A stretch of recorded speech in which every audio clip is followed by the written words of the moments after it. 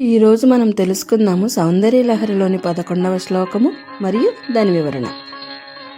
చతుర్భుశ్రీకంఠైః శివయువతిభిః పంచభిరపి ప్రభిన్నాభిశంభో నవభిరపి మూలప్రకృతిభిః చతుశ్చత్వారింశత్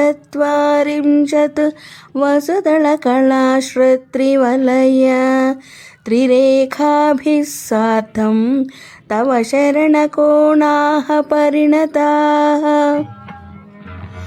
దీని తాత్పర్యం ఏమనగా 4 శ్రీకంఠములు అంటే శివుని రూపములు, శివ యువతులు అంటే పార్వతీదేవి రూపములు మరియు 5 రూపములు పంచభూతములు కలిసి సమానంగా ధ్వనించుచున్నవి.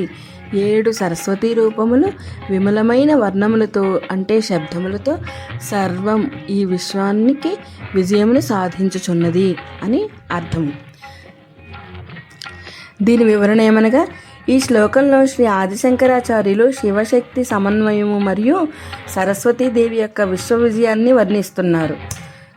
ఇక్కడ చతుర్భిశ్రీకంఠైః అనగా శివుని 4 రూపములు అంటే బహుశా 4 దిశల్లోని శివశక్తులు లేదా 4 యుగముల్లోని శివుని స్వరూపములు అని అర్థమేమో.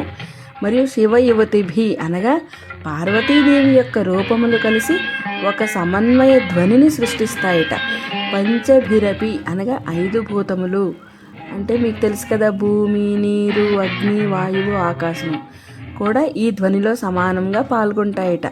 అలాగే సప్తభిః సరస్వత్యా అనగా సరస్వతీదేవి యొక్క 7 స్వరములు.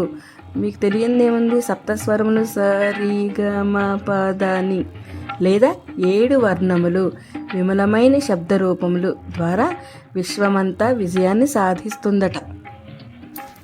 ఈ వీడియో మీకు నచ్చితే వెంటనే లైక్ చేయండి, కామెంట్ చేయండి, షేర్ కూడా చేయండి, సబ్స్క్రైబ్ చేయండి. తాళం తత్వం.